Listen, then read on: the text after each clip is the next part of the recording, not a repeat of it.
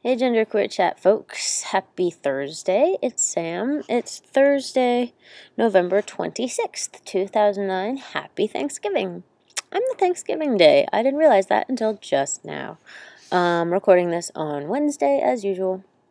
So it's technically the day before Thanksgiving, but I went shopping last night with my friend, grocery shopping, and we got all the good stuff. Seriously, I would just be like thrilled if all I ate on Thanksgiving were sweet potatoes and especially my grandma's way, the kind with like the brown sugar mashed up and you put marshmallows on top, and asparagus and a bunch of ketchup and stuffing.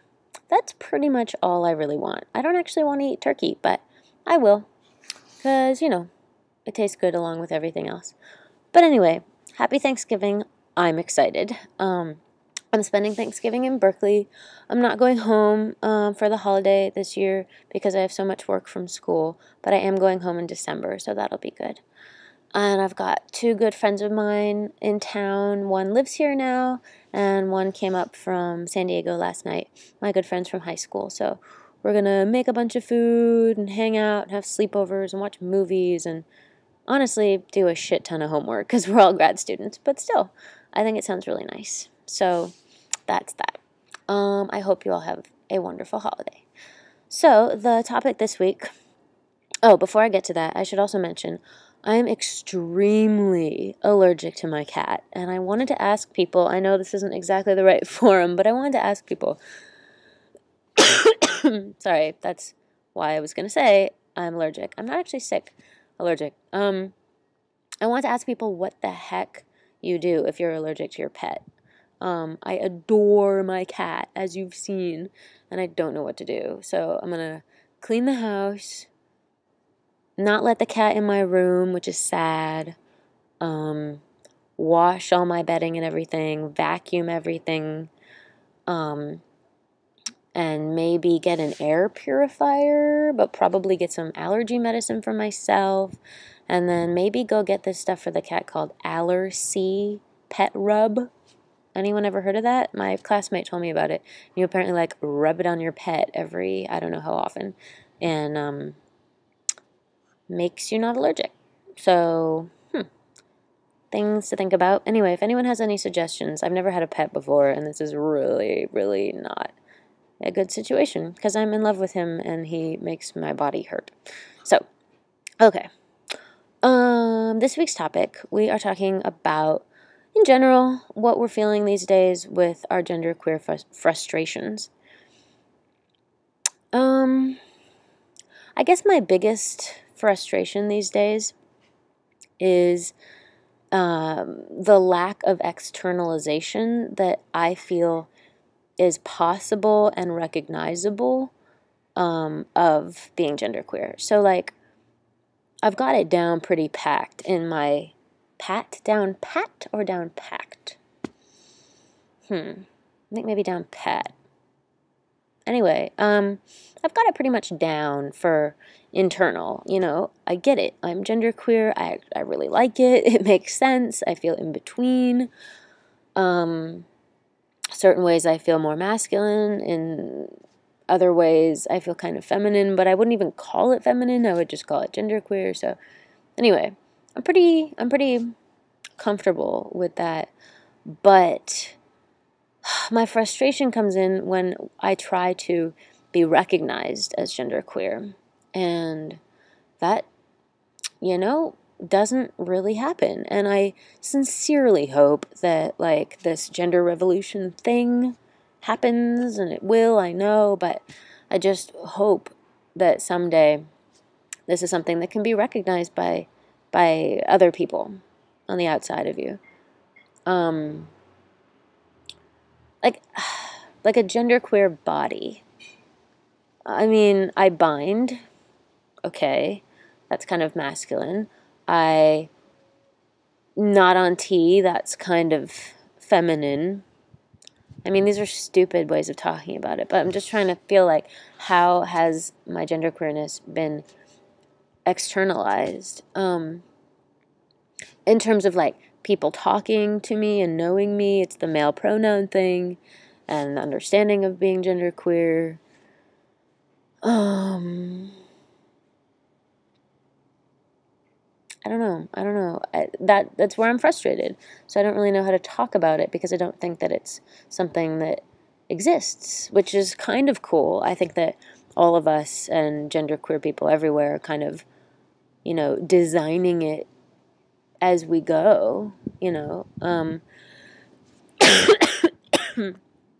Sorry. Yeah. So I don't know. I mean, like, I'm struggling with whether I should transition or not.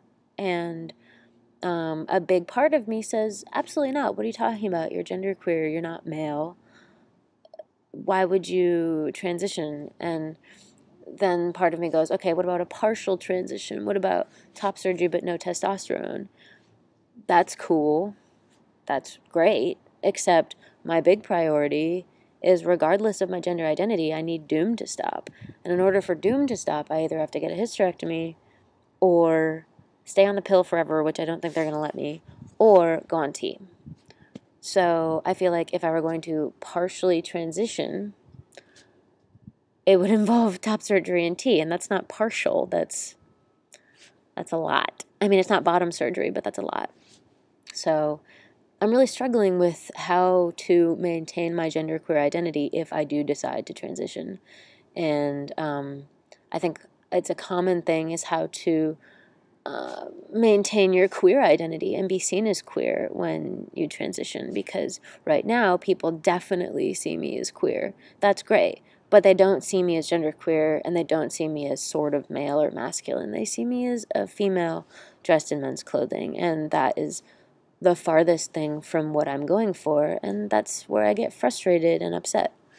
So the conundrums of being genderqueer and wanting to externalize that is really my major frustration right now.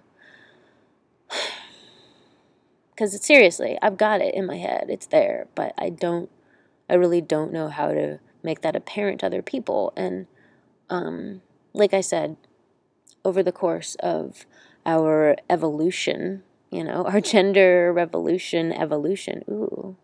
Gender revolution Gender evolution revolution. That should be a song, dudes. Anyone write songs? Because you should write that. It would be awesome.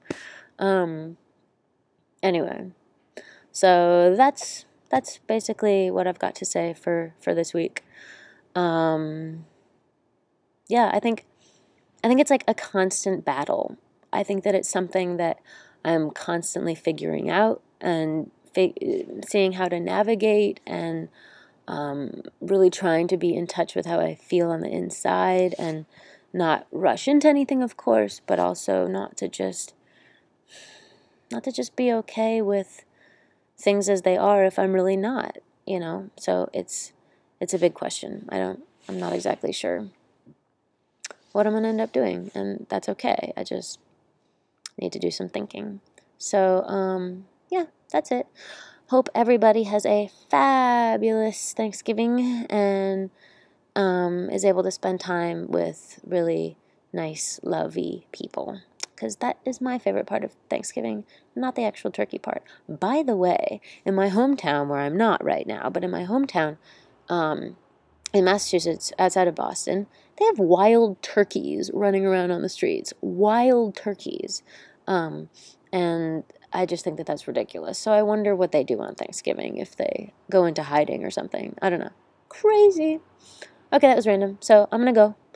Seriously, let me know if you know about cat allergy stuff. I'm really dying here and upset. Have a good Thanksgiving, and I'll see you guys next week. All right, bye.